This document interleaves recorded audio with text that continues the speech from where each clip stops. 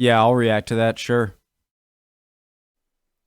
Hey guys, let's watch stuff. This channel is cool. I really like this guy. He's funny. Boarding schools, what are they like? Original link to the video, top of the description below. My name is Connor. Did I? Yeah. Link to the Discord below that. Let's go. If you aren't ready to, I guess we're not really learning. Yes, we are. Boarding schools. Let's go. I went to a school reunion. This school, though, was not the usual sort that most people are familiar with. It was a public boarding school. After a longish drive through ridiculously lush southern England, one comes to this Georgian market town, and just outside it is this entrance to the school. Well, not to the school exactly, but to the long drive to the school through a world of green. A lot had changed since I was there. It had come into heaps of money and loads of new buildings had been put up. New accommodation. Bongos there in the new music school. Band class? An equestrian centre. Yeah, oh yes, not just a few horses and a homemade jump. No, an equestrian centre. My contemporaries had all grown up, of course, so I was knee-deep in other people's blonde children. I was sent here for a 2-year stretch. The reason being that my father got a job in America, and so it seemed a reasonable solution to the problem of what to do with me. And until I came here, I'd just been to an ordinary state-run day school comprehensive just down the road, just like everybody else. I, took the bus, wore a blazer, and had one of those bags. Didn't actually say Adidas on it, but the sort. Yeah, I had one of those. And then I came here Adidas? and found myself in a completely different world, and it was like 2 years in a foreign country. This was the main building, a converted stately home. I have no idea why any family would want to live in something so gargantuan. This is the central corridor on the ground floor, which apparently the Portman family used as their sitting room. If you want to imagine the smell, floor polish. Lots and lots of floor polish. I'm just going to mow the lawn, dear. I'll be back in June. My unheated dormitory in Hardy House was there, and then later, there. I got about. So, the facilities here are quite stupendous. I mean, they were pretty amazing when I was here, but now they are just... holy cow. Anyway, I want to get across to you the degree of culture shock that I experienced when I first came here. People started talking to me in ways that meant that I really didn't understand what the heck they were saying half the time. I remember being asked, for instance, where did you go to school? And I remember thinking, what a weird question to ask. How could they possibly expect to recognize the school when I tell them? So I would tell them and they would frown, because they were expecting to have heard of the school that I mentioned. Here's another thing, the school book. It's a book which contains the names, addresses and telephone numbers of all the parents of all the children in the school, and everyone got a copy. I was quite shocked. I mean, at the school I'd just come from, I was really glad that the other kids at the school didn't know where I lived. And there are quite some personal details in here. I mean, you can tell, for instance, whether parents are married or divorced a lot of the time by the fact that they may have different surnames and different addresses.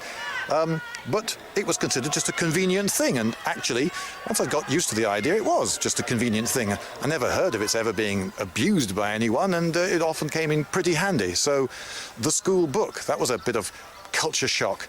But perhaps the biggest part of the culture shock was time management. You see, you may look at all the luxurious stuff they've got here and think, oh wow, wouldn't that be wonderful? But I wanted you to imagine this. At a particular time every day, you have to go to bed in a particular place with a load of particular people in your dormitory. You don't get to pick those people. They're just the people you have to sleep next to, and then you have to fall asleep. No talking after the lights out, you understand? I just want to say, I went to a public school, by the way, and it wasn't it was a pretty nice public school, but yeah, I didn't go to a boarding school. And, all right, there was some, but you weren't supposed to. And then you were supposed to stay in bed until it was time to get up. You weren't allowed to wander around in the night. Night wandering, oh yes, that's what it was called, was strictly forbidden, and the punishments for it were quite harsh. Physical? Then, at a particular time, you got up, got dressed in the school uniform, and then you had to go to a particular place to eat a particular breakfast. You're with a forced particular to play sitting, and perhaps sports, even right? on a particular table. And then you would have to do various duties like emptying bins and so forth, and then you would have your first lesson of the day, then the second lesson of the day, then the third, and then there'd be break time, which was, again, pretty regimented, and you probably had a few things to do during that break time, Siesta. and then more lessons, then lunch, and then you would have assignment period, periods where you were supposed to go to a particular place and work on a particular thing with particular people. And then you would have games. Games was at least 3 times a week, which I suppose if you're really sporty is good, but for the less sporty was less good. There was PE as well, which is on top of that. The people here were certainly very fit. And then there'll be supper. And then in the evening that you would have homework. And of course, you weren't at home, you were at school. So instead, there were just assignment periods, which were a bit like more school, more classes, only they happened to be in the evening and you weren't being taught. You just had to sit down and get on with your work because there was a lot of the equivalent of homework. Of course, you had no home to go to. And then you would go to bed. And that's the thing. This might seem a bit harsh or a bit much, but when you think about it, the fact that it's a boarding school and you don't have these kids to go home every day, and so requiring stuff like an extracurricular or a sport club or something, and setting all of these things that you wouldn't expect a school to do. Well, they sort of have to be the parents and the educators at the same time at an institution like this. So it makes sense. And then you would get up the next day, and there it was. Every single minute of your day, you had to be in a particular place, doing a particular thing with particular people. And that loss of freedom is a hell of a thing to swap for some, quite nice playing fields. And yes, they're very nice playing fields, but do you really want to spend a large proportion of your life being so controlled? The school church. Yes, I'm not it had against its own it. church. For kids. There are probably Americans watching who are a little confused about the term public school. Let me explain. In America, the term public school refers to a school that anyone, the general public can go to, and it's free, paid for out of taxes. But no, we call those state schools because they're funded by the state from money it collects in taxes. Yeah. In other words, our state school is like an American public public school. boarding But in school Britain, is a odd. public school is funded by the public voluntarily. The people I gotta here, shut up, guys. Sorry. free, paid for out of taxes. But no, we call those state schools because they're funded by the state from money it collects in taxes. In other words, our state school is like an American public school. Okay, but in understood. Britain, a public school is funded by the public voluntarily. The people here pay for their kids to come here. Like a Most of them, there are charter. various grants and bursaries. So some kids here are being taught for free or not for very much. But most people are paying for their children to come here, and quite substantial sums as well. And why shouldn't they be allowed to do that? I mean, they're paying their taxes, which fund the education system, and then not sending their kids to the schools funded by that education system. And so they're actually freeing up places in schools and contributing tax money to schools and not getting anything back for it. Meanwhile, they're on top of that paying for places like this to exist. So they're not actually taking any education away from anyone else. If But anything, was I they're actually happy here? No, not really. At least when I was 16 in the lower sixth form. Well, so usually a public school, the funding a public school gets is based on the tax base, the tax funding of the town or the town that it's in. And so if you lived in Bristol, or Warren, whatever, pick a whatever. Nantucket. No, Newport. Pick Newport. If you're going to a Newport public school, then that school is going to be funded by the taxpayers from Newport. And so I feel like here, if you were going to send your kid to a private school, you would still have to, but you still lived where you did, you would still have to pay money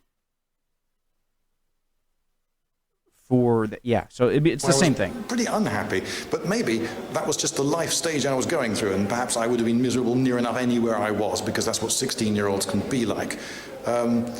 Being in a place like this doesn't make you happy, but being in a place like this, should it even be allowed? Some people say it shouldn't. Some people say that these public schools should be banned and closed down. Others say that they should have their charitable status removed. Personally, I'm not in favour of that. I'm rather in favour of people being free to do what they flipping well want. Yes. And some people choose to pay for schools like this. But you may argue that there are privileges to coming from a school like this, and that Sure. people shouldn't be allowed to have these privileges. Well, what privileges exactly? I mean, there's the privilege of perhaps better sporting facilities and so forth, but if someone's willing to pay for something nice for their kids, like better sporting facilities or a trip to Disney World or whatever it is, should they not be allowed to do that? Should other people who don't go to public schools be forbidden from sending their kids to... Should one parent not buy their kid a special lunch item because the other parent can't afford to get like that? Arguments like that, they make sense for about a second of thought. They're like, oh yeah, wait, what? Like arguments like that, I'm just like, you want everyone to, so you can't spend your money. You want everyone to just, whatever the lowest common denominator someone can afford, then everyone should do that. I feel like your initial questioning of it is in good faith, but man, you think about it for a millisecond and you're like, that makes no sense. To Disneyland? But I'm not a product of the boarding school system. I just had what amounted to 2 years in a foreign country. People who spent their entire childhoods in such school might be far more affected. There are charities and support groups set up to help people mentally screwed up by having been sent away aged 7 by their supposedly loving parents to live amongst a load of nasty, bullying children. Meanwhile, some people today seem to think that it will all be like Hogwarts. So again, I didn't go to a private school, but I wish I had that sort of structure. Don't get me wrong. Like I was in a very good, nice neighborhood, surrounded by pretty wealthy people, and I went to a public school that was well funded. And so I can't speak for your average public school attendee.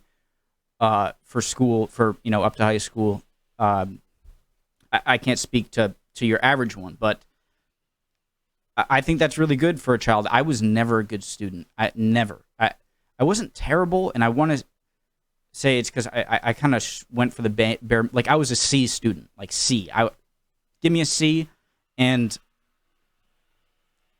I think that sort of structure is a good thing for kids. And just because one kid can't go doesn't mean no kid should be able to go. I think that's a ridiculous argument. But as far as the trauma or whatever, I've only seen this video. This is the first video I'm watching concerning any sort of British boarding school or any boarding school. But is there like they hit the students or something like that, or is it so strict that it makes you go insane? I think there's a balance, but I think that when the kid doesn't have a home to go back to because he's at boarding school, you have to provide more of a structure than your average public school or state school would give. Really cool. I like that video a lot, and I'm really loving this channel for sure. Hope you guys are all doing well. Really do. Emotions are fickle, my friend. If you are not, keep your head up. You'll be good soon. See you guys.